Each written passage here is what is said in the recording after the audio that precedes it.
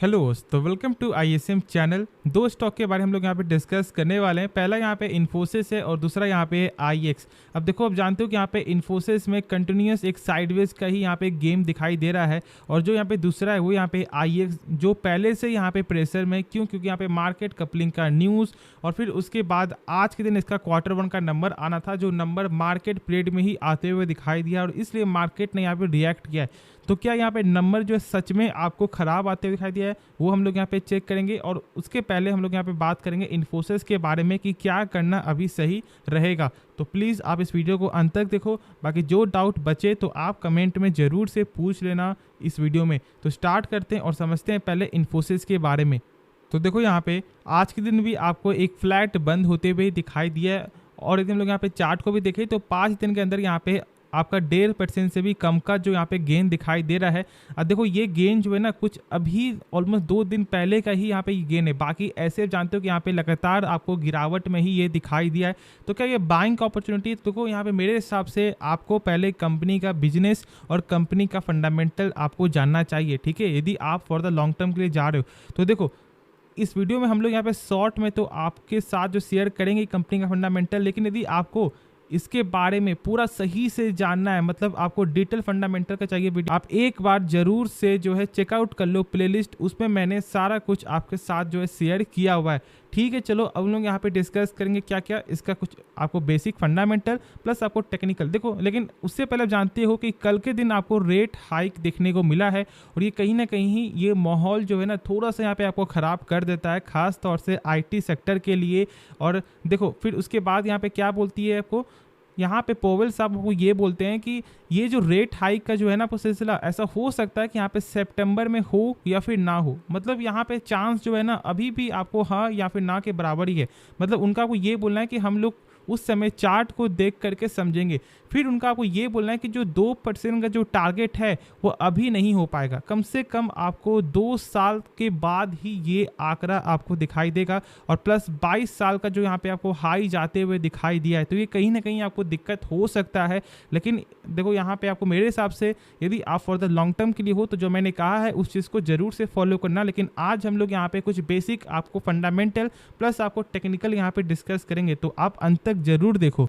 तो देखो, यहाँ पे कंपनी का जो है 40% का आपको दिखाई देता है यहाँ पे रिटर्न ऑन कैपिटल एम्प्लॉयड। मतलब देखो, जो भी कंपनी अपने पर मान लो 100 रुपये लगा रहा है ना, तो वही 100 रुपये कंपनी का 1 साल बाद यहाँ पे हो जाता है 40% ग्रोथ के हिसाब से 140 रुपये, जो एक गजब का नंबर है।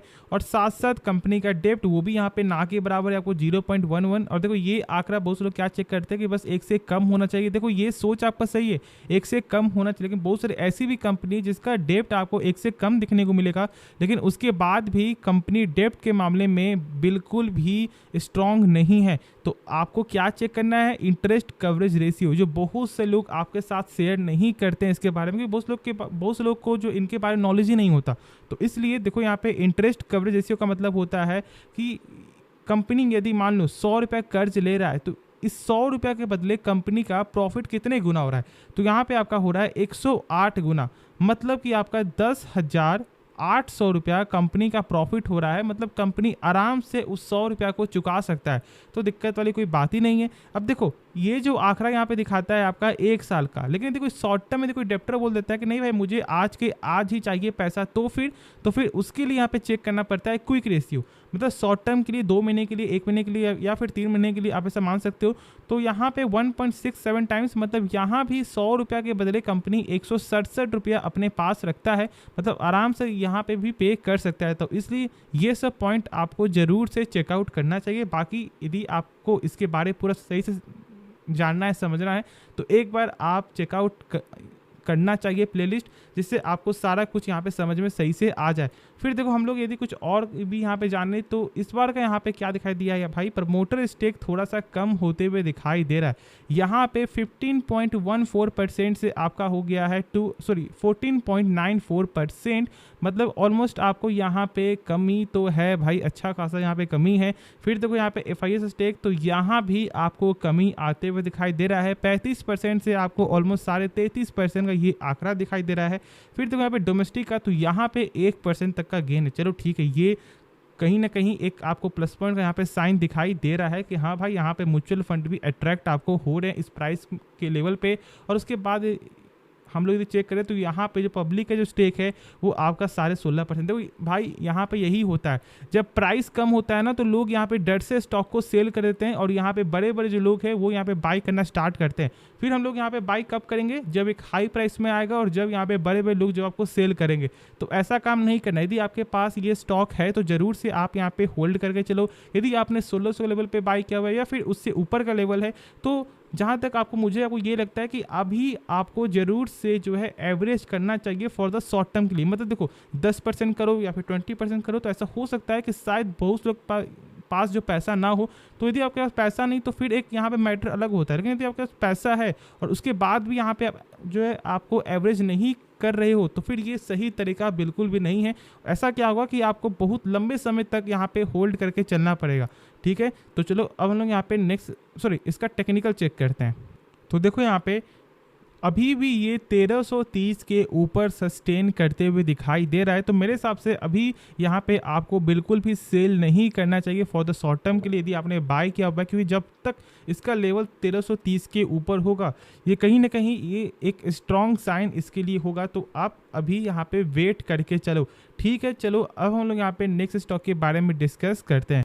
तो स्टॉक का नाम है यहाँ पे IEX। देखो 3% तक का एक ऑलमोस्ट आपको बड़ा गिरावट यहाँ पे दिखाई दे रहा है।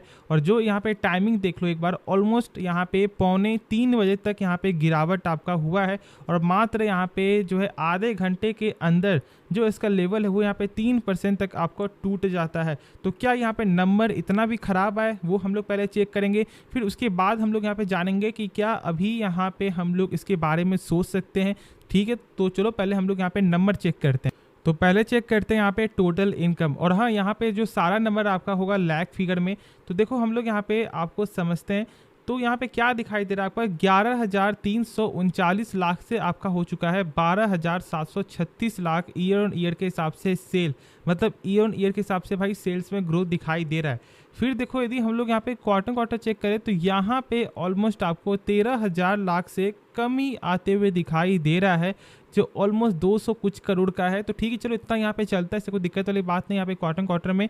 फिर देखो यहाँ पे टोटल एक्सपेंस यदि हम लोग यहाँ पे चेक करें, मतलब खर्च यदि हम लोग यहाँ पे चेक करें तो देखो यहाँ पे जैसे जैसे यहाँ पे सेल्स बढ़ते हुए दिखाई थी आपको वैसे वैसे यहाँ पे खर्च भी बढ़ा। लेकिन जो पिछले क्वार्टर में कंपनी ने यहाँ पे खर्च में कंट्रोल किया था, लेकिन इस बार ऐसा कुछ भी जो है दिखाई नहीं दे रहा है। अब देखो हम लोग यहाँ पे चेक क्या करते हैं, इसका प्रॉफिट फॉर द पीरियड यहाँ पे क्या दिखाई दे रहा है। तो अब ये गौर करने वाली बात है, 6,912 लाख से मतलब ऑलमोस्ट यहाँ पे 69 करोड़ से आपका हो चुका है बढ़कर 75 करोड़ ईयर ऑन ईयर के हिसाब से। लेकिन यहाँ पे जो है क्वार्टर में यदि हम लोग चेक करें तो 88 करोड़ से घटकर आपका हो चुका है 75 करोड़। मतलब देखो ऐसे तो यहाँ पे कोई दिक्कत वाली बात है नहीं, लेकिन यहाँ पे जो मेन जो कारण क्या है ना गिरावट का, वो है यहाँ पे कि जो ग्रोथ जो आपका हुआ है वो ग्रोथ यहाँ पे सही नहीं है। ठीक है, क्योंकि देखो क्वार्टर में एक तो सबसे बड़ा यहाँ पे गैप है। ठीक है, गैप बहुत ज़्यादा है यहाँ पे, लेकिन यहाँ पे ईयर ऑन ईयर पे उस तरह का ग्रोथ जो है यहाँ पे दिखाई नहीं दिया और इसलिए मार्केट ने यहाँ पे इस नंबर को किया है रिजेक्ट। तो क्या हम लोग भी यहाँ पे स्टॉक को सेल कर दें? तो अब जानते हो कि भाई प्रेशर तो यहाँ पे शुरू से ही है, जब से इसका मार्केट कपलिंग का रिपोर्ट का न्यूज़ आता है। तो अभी फिलहाल यहाँ पे आपको होल्ड ही करना चाहिए, लेकिन फ्रेश एंट्री बिल्कुल भी मत लेना, जो मैंने शुरू से ही आपके साथ शेयर किया हुआ है। अब देखो बहुत से लोग मुझे उस समय बोल रहे थे जब इसका प्राइस आपको चल रहा था 180 190, मैंने उस समय कहा था कि भाई मुझे इसका टेक्निकल अभी कमज़ोर दिखाई दे रहा है, अभी बिल्कुल ही बाई मत करो। लेकिन बहुत से लोगों ने भाई मुझे ऐसा बोला कि नहीं ये स्टॉक ऊपर जाएगा, और आज आप देख सकते हो कि भाई कोई ना कोई बहाने से स्टॉक 120 के लेवल पे है। अब कंपनी खराब नहीं, यदि इसका मार्केट कपलिंग का न्यूज़ यहाँ पे यदि ये सच नहीं होता है मान लो, ठीक है, ऐसे तो यहाँ पे सच होने के पूरे ही आपको जो ये जो कगार में है, लेकिन यदि मान लो ऐसा नहीं होता है तो फिर जो इसका लेवल है वो फिर से 150 के ऊपर यहाँ पे सस्टेन करते हुए दिखाई दे जाएगा। लेकिन अभी यहाँ पे फ्रेश एंट्री बिल्कुल भी मत लेना, ये आपको मेरा यहाँ पे फैसला होगा। बाकी आप खुद से एक बार इसके बारे में समझना, उसके बाद ही कोई फैसला आपको लेना चाहिए। तो होप ये वीडियो पसंद आया होगा। बाकी इस वीडियो में यदि आपको कुछ भी सीखने को मिला, आप इस चैनल को सब्सक्राइब कर सकते हो और साथ साथ आप इस वीडियो को भी लाइक करना। तो मिलते हैं नेक्स्ट वीडियो में, और हाँ आप अपने दोस्तों में भी ज़रूर से शेयर कर देना इन दोनों स्टॉक के बारे में। इससे क्या होगा कि उनको भी इसके बारे में मालूम चल जाएगा कि यहाँ पे क्या इसका जो है Q1 का रिजल्ट देखने को मिल रहा है। तो ठीक है, मिलते हैं नेक्स्ट वीडियो में, तो तब तक के लिए धन्यवाद।